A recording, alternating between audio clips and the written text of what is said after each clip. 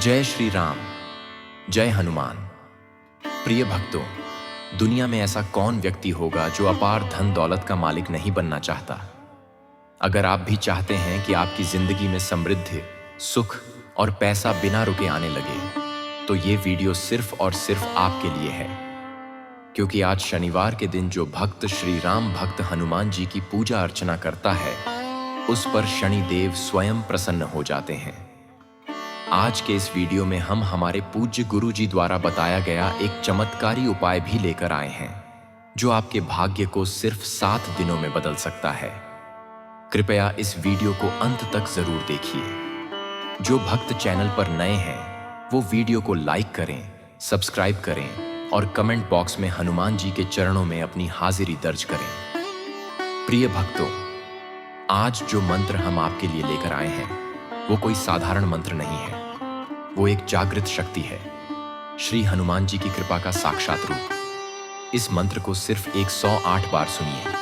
अगर समय ना हो तो 21 बार ही सुन लीजिए, पर सुनिए जरूर, क्योंकि इसके प्रभाव से आपके दुख, दरिद्रता और रुकावटें समाप्त हो सकती हैं। एक समय की बात है, एक व्यक्ति था, बहुत ही निर्धन।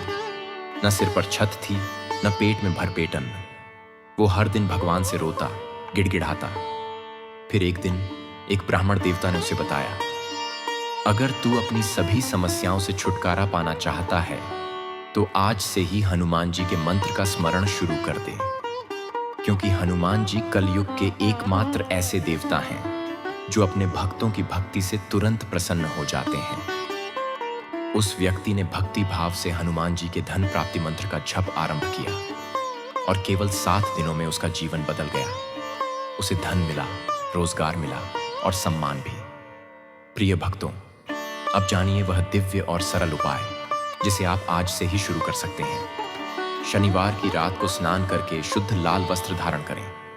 एक पीपल का पत्ता लें और उस पर चंदन से AUM हनुमते नमः लिखें। इस पत्ते को अपने घर के तिजोरी स्थान या जहां आप पैसे रखते हैं, वहां रख दें। फिर उसी स्थान पर बैठकर AUM श्री हनुमते नमः मंत्र का 108 बार जप करें। इस उपाय को लगातार 7 शनिवार तक करें और पूरी श्रद्धा से हनुमान जी से धन, वैभव और उन्नति की प्रार्थना करें।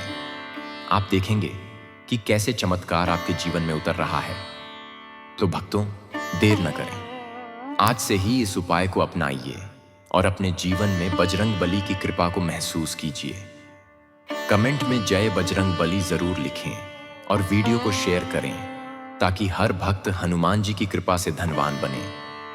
तो चलिए मंत्र का जाप करें। मनोजवं मारुततुल्यवेगं जितेन्द्रियं बुद्धिमतां वरिष्ठं वातात्मजं वानरयूथं मुख्यं श्रीरामदूतं शरणं प्रपद्ये। मनोजवं मारुततुल्यवेगं जितेन्द्रियं बुद्धिमतां वरिष्ठं वातात्मजं वानरयूथं मुख्यं श्रीरामदूतं शरणं प्रपद्ये। मनोजवं मारुततुल्यवेगं जितेन्द्रियं बुद्धिमतां वरिष्ठं वातात्मजं वानरयूथं मुख्यं श्रीरामदूतं शरणं प्रपद्ये। मनोजवं मारुततुल्यवेगं जितेन्द्रियं बुद्धिमतां वरिष्ठं वातात्मजं वानरयूथं मुख्यं श्रीरामदूतं शरणं प्रपद्ये। मनोजवं मारुततुल्यवेगं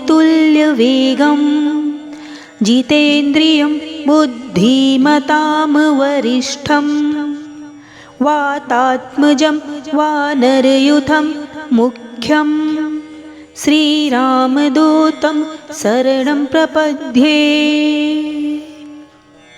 मनोजवं मारुतेतुल्यवेगं जितेन्द्रियं बुद्धिमतां वरिष्ठं वातात्मजं वानरयूथं मुख्यं श्रीरामदूतं शरणं प्रपद्ये।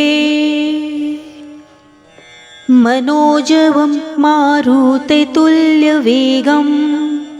जितेन्द्रियं बुद्धिमतां वरिष्ठं वातात्मजं वानरयूथं मुख्यं श्रीरामदूतं शरणं प्रपद्ये। मनोजवं मारुतेतुल्यवेगं जितेन्द्रियं बुद्धिमतां वरिष्ठं वातात्मजं वानरयूथं मुख्यं श्रीरामदूतं शरणं प्रपद्ये। मनोजवं मारुतेतुल्यवेगं जितेन्द्रियं बुद्धिमतां वरिष्ठं वातात्मजं वानरयूथं मुख्यं श्रीरामदूतं शरणं प्रपद्ये। मनोजवं मारुतेतुल्यवेगं जितेन्द्रियं बुद्धिमतां वरिष्ठं वातात्मजं वानरयूथं मुख्यं श्रीरामदूतं शरणं प्रपद्ये। मनोजवं मारुतेतुल्यवेगं जितेन्द्रियं बुद्धिमतां वरिष्ठं वातात्मजं वानरयूथं मुख्यं श्रीरामदूतं शरणं प्रपद्ये। मनोजवं मारुतेतुल्यवेगं जितेन्द्रियं बुद्धिमतां वरिष्ठं वातात्मजं वानरयूथं मुख्यं श्रीरामदूतं शरणं प्रपद्ये। मनोजवं मारुतेतुल्यवेगं जितेन्द्रियं बुद्धिमतां वरिष्ठं वातात्मजं वानरयूथं मुख्यं श्रीरामदूतं शरणं प्रपद्ये। मनोजवं मारुतेतुल्यवेगं जितेन्द्रियं बुद्धिमतां वरिष्ठं वातात्मजं वानरयूथं मुख्यं श्रीरामदूतं शरणं प्रपद्ये।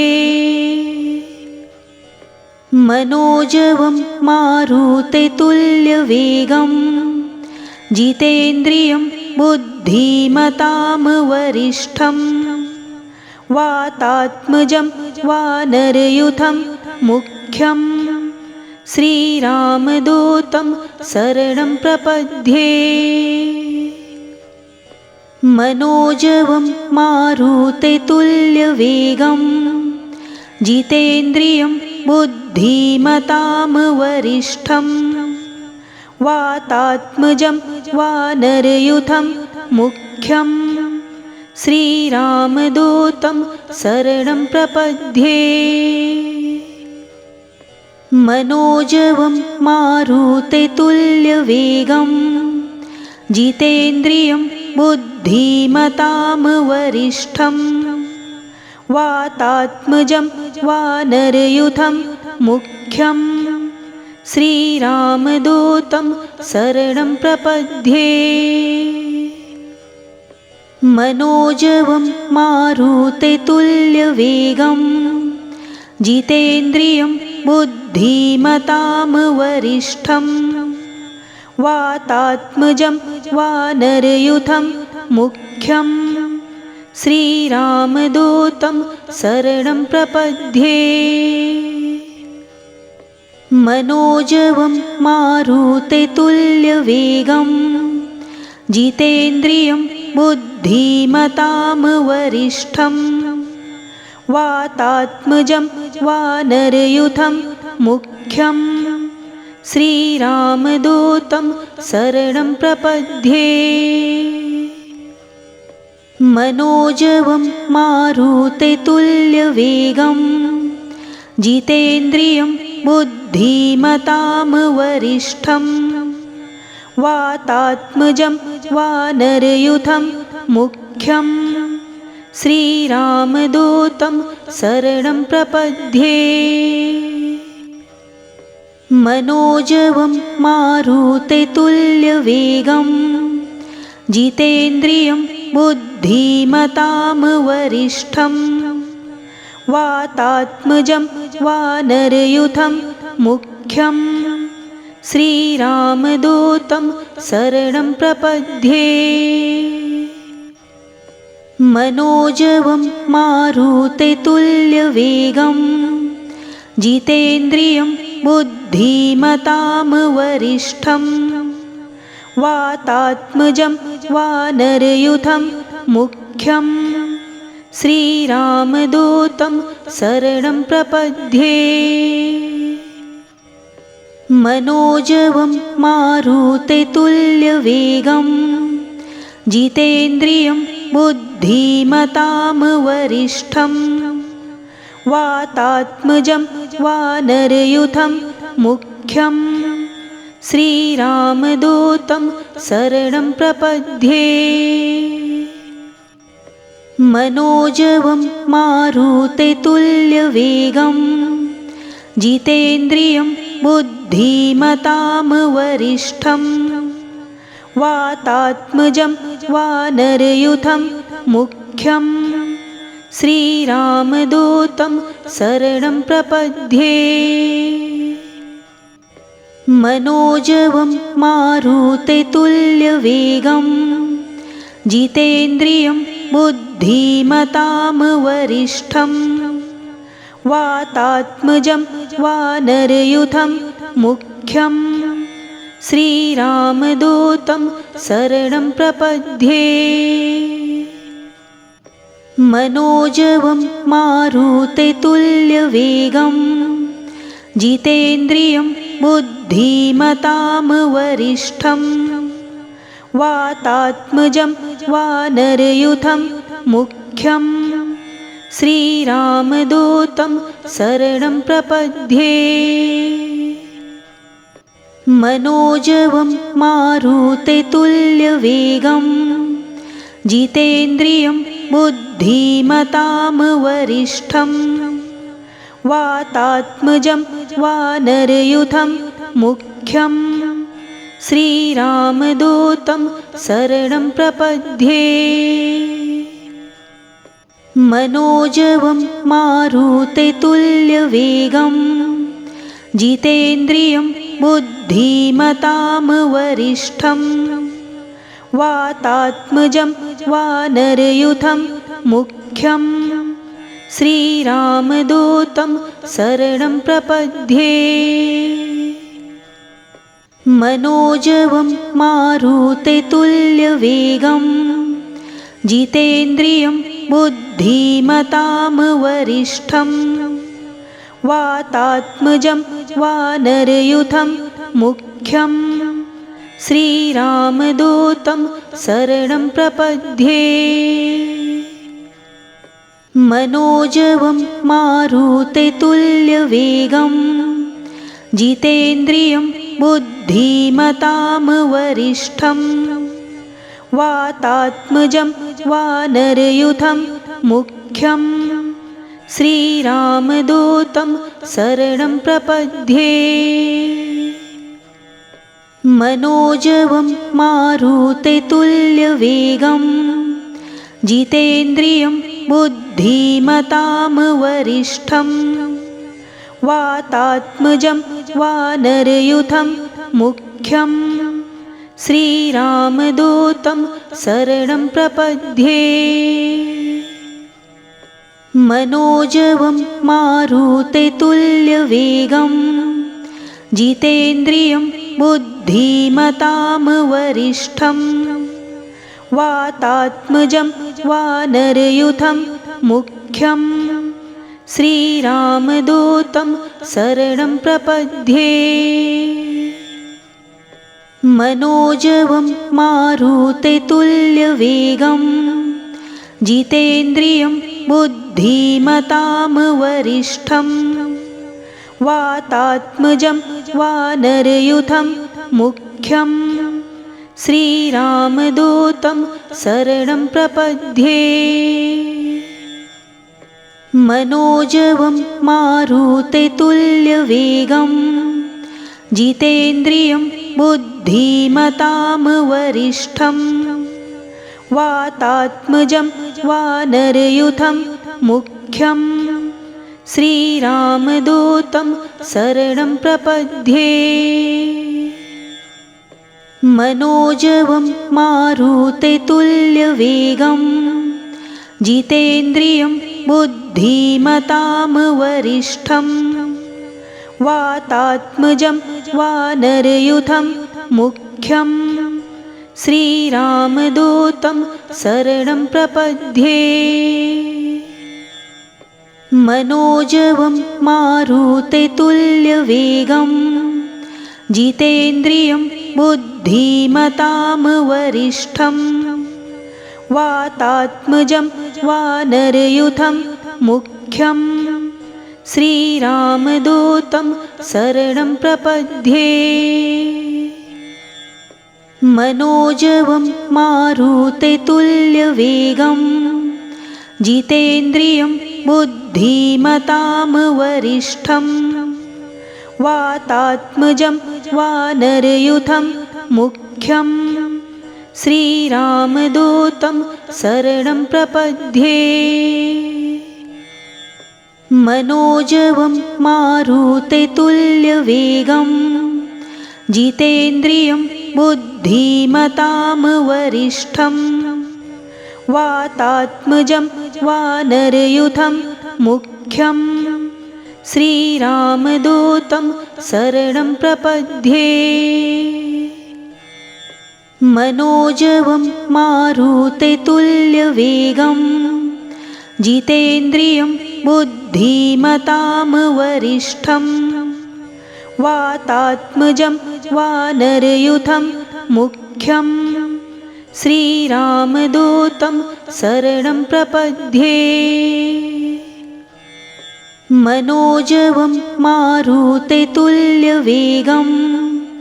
जितेन्द्रियं बुद्धिमतां वरिष्ठं वातात्मजं वानरयूथं मुख्यं श्रीरामदूतं शरणं प्रपद्ये। मनोजवं मारुततुल्यवेगं